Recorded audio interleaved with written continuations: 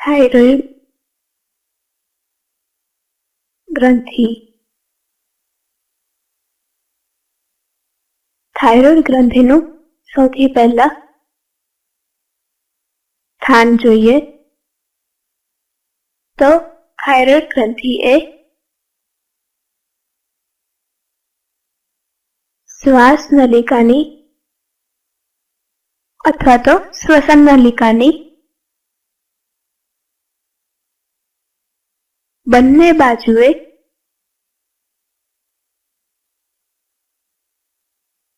उपरनी तरफ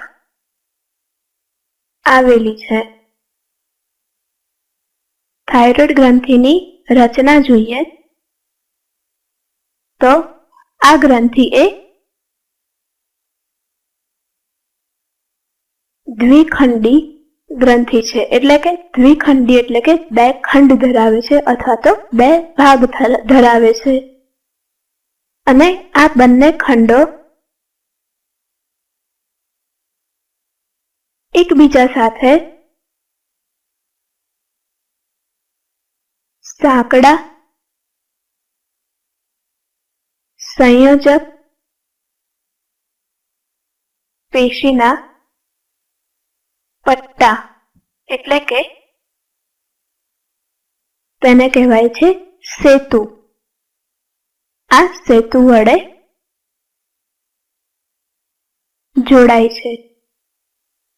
तो थायरॉइड ग्रंथि ए द्विखंडी ग्रंथि छे एटले के बे खंड अथवा तो बे भाग धरावे छे अने आ बन्ने भाग एकबीजा साथे साकड़ा संयोजक पेशीना पट्टा के जेने सेतु कहेवाय छे तेना द्वारा जोड़ायेला होय छे। हवे आ थायरॉइड ग्रंथि ना बन्ने खंड ए गोलाकार खंडिकाओना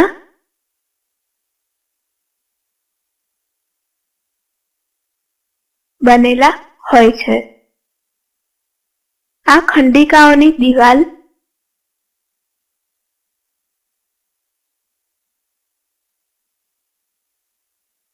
घनाकार अधिच्छदनी बनेली होय छे। तो रचना सौथी पहला तो जोई के ते द्विखंडी एटले के बे खंड युक्त छे। बन्ने खंडना भाग एकबीजा साथे साकड़ा संयोजक पेशीना पट्टा एटले के सेतु द्वारा जोड़ाय छे। हवे आ दरेक खंड ए गोलाकार खंडिकाओना बनेला छे। आ खंडिकाओ नी दीवाल घनाकार अधिच्छदनी बनेली होय छे। आ घनाकार अधिच्छदनी दीवाल जिलेटिन नामना कलिलनो स्त्राव करे छे अने आ कलिल ए आ गोलाकार खंडिकाओमां भरायेली होय छे। आम घनाकार अधिच्छद द्वारा स्त्रवता जिलेटिन ने कारणे दरेक गोलाकार खंडिकाओ जिलेटिन कलिलथी भरेली होय छे। हवे थायरॉइड ग्रंथिना अंतःस्त्रावो जोईए।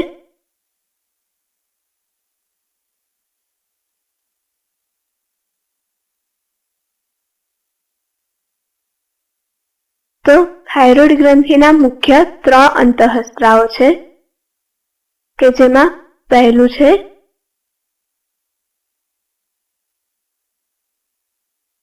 थायरोक्सिन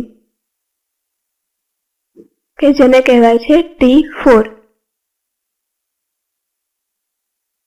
बीजो अंतःस्त्राव छे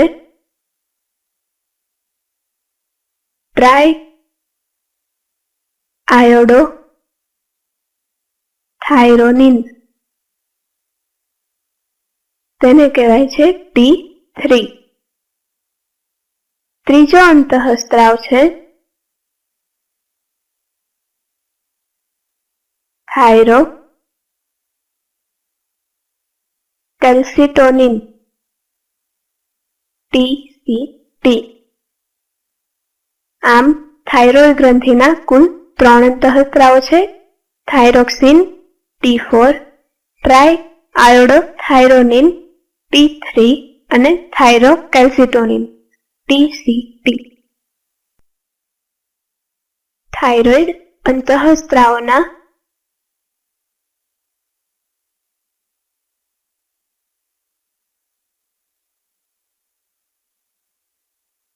કાર્યો જોઈએ।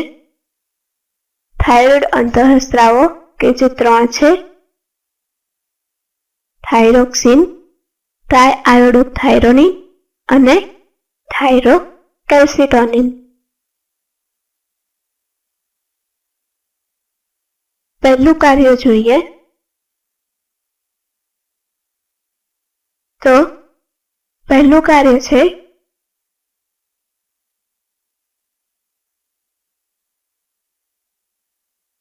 કાર્બોદિતના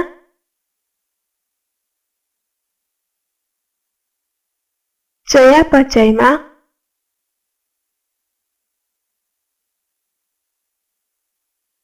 અગત્યનો ભાગ ભજવે છે। એટલે કે કાર્બોદિત એટલે કે શર્કરા, ગ્લુકોઝ, ફ્રુક્ટોઝ વગેરે શર્કરાઓના ચયાપચયમાં અગત્યનો ભાગ ભજવે છે। બીજું કાર્ય છે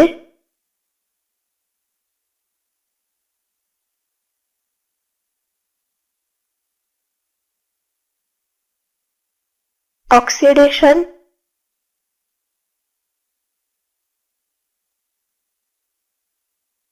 અને એટીપીના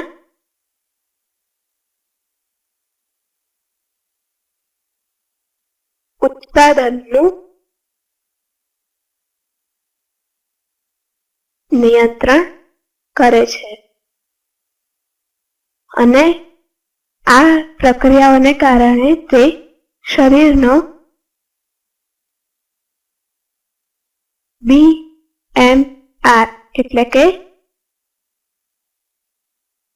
બેઝલ મેટાબોલિક રેટ, તો પ્રક્રિયાઓને કારણે તે શરીરનું BMR જાળવે છે એટલે કે બેઝલ મેટાબોલિક રેટ જાળવે છે। ત્રીજું કાર્ય છે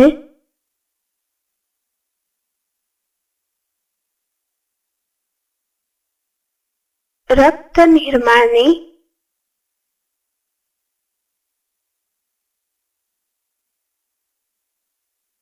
પ્રક્રિયાને ઉત્તેજે છે। રક્ત નિર્માણની પ્રક્રિયા એટલે કે મુખ્યત્વે રક્તના જે કોષો છે જેમ કે રક્તકોષો, શ્વેતકણો વગેરેની નિર્માણની પ્રક્રિયાને ઉત્તેજે છે। આ ઉપરાંત ચોથું કાર્ય છે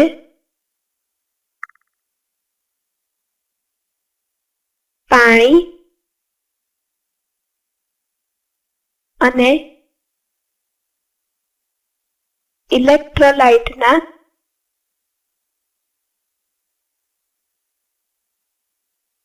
સમતોલનને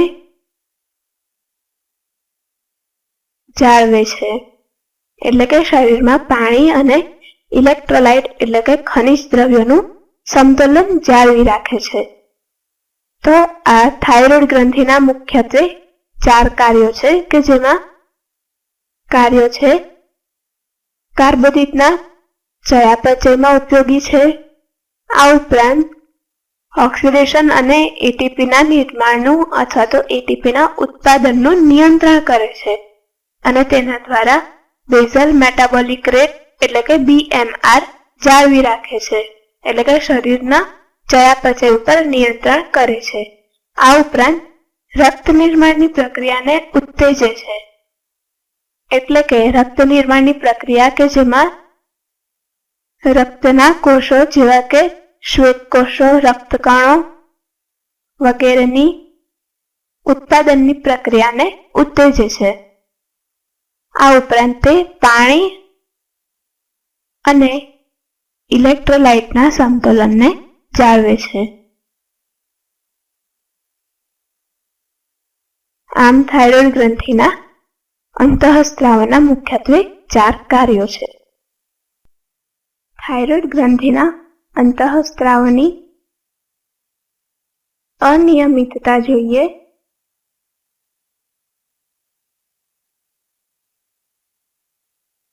તો તેમાં પહેલું જોઈએ ગોઈટર. ગોઈટર થવાનું મુખ્ય કારણ છે આયોડિનની ઉણપ.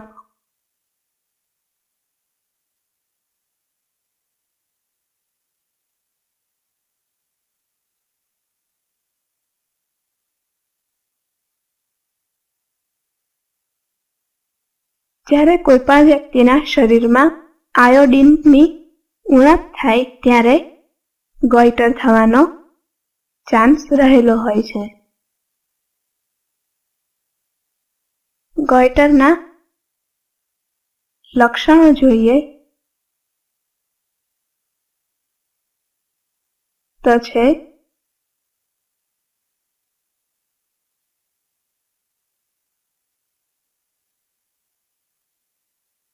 થાઇરોઇડ ગ્રંથિના કદમાં વધારો થઈ જાય છે. તો ગોઈટરનું લક્ષણ છે થાઇરોઇડ ગ્રંથિના કદમાં વધારો. એટલે કે થાઇરોઇડ ગ્રંથિનું સ્થાન આપણે જોયું કે તે શ્વસન નલિકાની બંને બાજુએ આવેલી છે, તે પણ ઉપરની તરફ, એટલે કે લગભગ ગળાની આજુબાજુ જ થાઇરોઇડ ગ્રંથિ રહેલી હોય છે. હવે જ્યારે ગોઈટર રોગ થાય ત્યારે થાઇરોઇડ ગ્રંથિના કદમાં વધારો થાય છે. આથી આપણે બહારથી પણ તે જોઈ શકીએ છીએ કે ગળાનું ભાગ ખૂબ જ ફૂલી ગયેલો હોય છે. જે વ્યક્તિને ગોઈટર થયો હોય તે વ્યક્તિના ગળાનો ભાગ ઘણો ફૂલી ગયેલો જોવા મળે છે. હવે બીજી અનિયમિતતા જોઈએ કે જે છે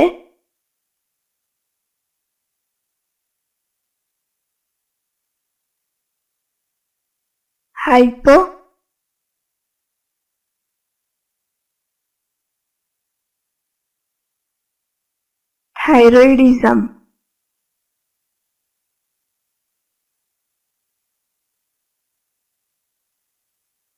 આ રોગ થવાનું મુખ્ય કારણ છે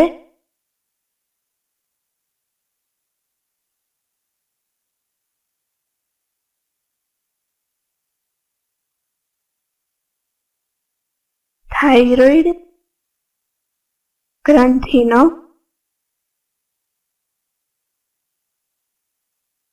ઓછો સ્ત્રાવ. તેને કારણે હાઇપોથાઇરોઇડિઝમ થાય છે. હવે આ હાઇપોથાઇરોઇડિઝમ વિવિધ ઉંમરની વ્યક્તિઓમાં વિવિધ રીતે લક્ષણો બતાવે છે. જેમ કે બાળકમાં લક્ષણ જોઈએ તો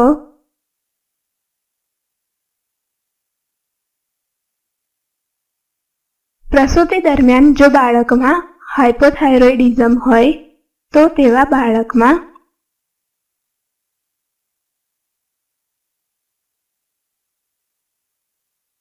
ખામીયુક્ત વિકાસ થાય છે. આ ઉપરાંત તેના સંપૂર્ણ વિકાસ બાદ તે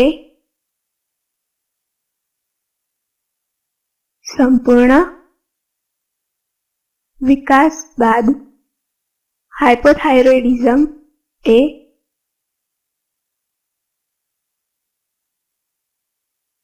ક્રિટિનિઝમમાં ફેરવાય છે.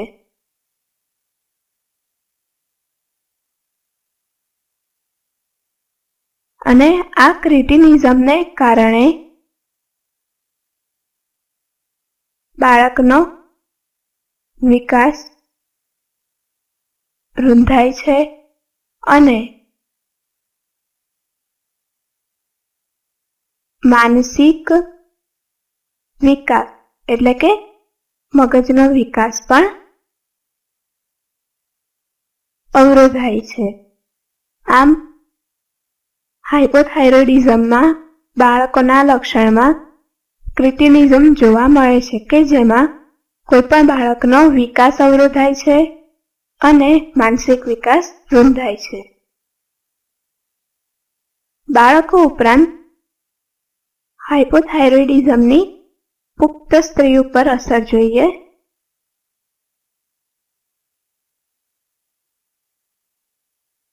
તો પુખ્ત સ્ત્રીમાં હાઇપોથાઇરોઇડિઝમને કારણે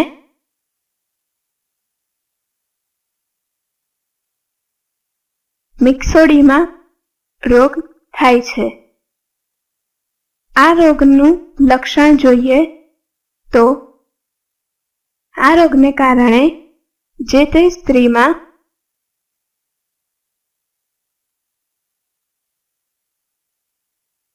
ચામડીની અધિચર્મ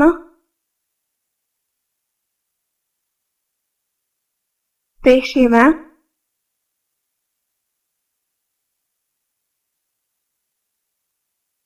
ચરબીનો ભરાવો